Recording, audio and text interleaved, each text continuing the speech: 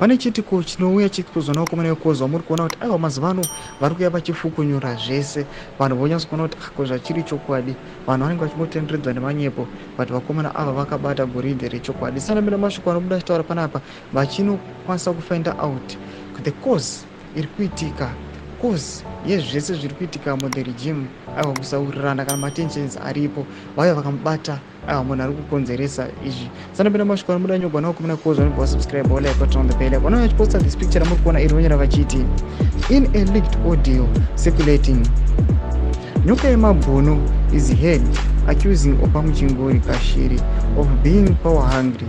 He said Opa is the root cause of all divisions in the party, who is sent Masimirembwa to point at army generals in the ZANU-PF Central Committee meeting yesterday.